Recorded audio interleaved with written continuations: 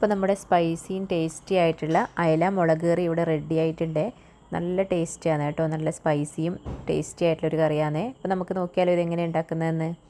അപ്പോൾ ഇതിന് നമുക്ക് ആദ്യം തന്നെ ഒരു ചട്ടി ചൂടാക്കാൻ വെക്കാം. അപ്പോൾ അതിലോട്ട് നമ്മൾ കട്ട് ചെയ്ത് വെച്ച ടൊമാറ്റോ, പിന്നെ സവോള, വെളുത്തുള്ളി, ഇഞ്ചി, പച്ചമുളക് ഇതൊക്കെ ഒന്ന് വേവിക്കാൻ വെക്കാം. നന്നായിട്ട് വെന്ത് വരണം. അപ്പോൾ അതിലോട്ട് വേവിക്കുന്ന സമയത്ത് തന്നെ നമ്മൾ കുറച്ച് ഉപ്പ്, മഞ്ഞൾപ്പൊടി, കുറച്ച് വെള്ളം, ആവശ്യത്തിനുള്ള വെള്ളം അതൊക്കെ ചേർത്തിട്ട് ഇത് നന്നായിട്ടൊന്ന് വേവിക്കാൻ വെക്കാം. അപ്പോൾ അത് കുറച്ച് വെന്ത് വരുമ്പോഴത്തേക്ക് നമുക്കതിലോട്ട് എരിവിന് വേണ്ടിയിട്ടുള്ള മുളക് പൊടിയും കളറിന് വേണ്ടിയിട്ടുള്ള കാശ്മീരി ചില്ലിയും, അപ്പോൾ മുളക് കറിയാകുമ്പോൾ കുറച്ച് കളർ ഇരിക്കട്ടെ, അപ്പോൾ നമുക്ക് കുറച്ച് കൂടുതൽ കാശ്മീരി ചില്ലി ചേർക്കാം. അപ്പോൾ അതൊക്കെ ചേർത്ത് പിന്നെ പുളി പിഴിഞ്ഞ വെള്ളവും അതും കൂടെ ചേർക്കുക. അപ്പോൾ പിന്നെ ആവശ്യത്തിന് നമ്മൾ വെള്ളവും കൂടെ ചേർക്കണം. നമുക്കിനി അതിൽ മീനിട്ടിട്ട് മീനും കൂടെ ഒന്ന് വെന്ത് വരേണ്ടതാണ്. അപ്പോൾ ആ വെള്ളവും ചേർത്ത് അതൊന്ന് തിളച്ച് വരുമ്പോഴത്തേക്ക് നമ്മൾ കട്ട് ചെയ്ത് ക്ലീൻ ചെയ്ത് വെച്ച് മീൻ അതിലോട്ട് ചേർക്കുക.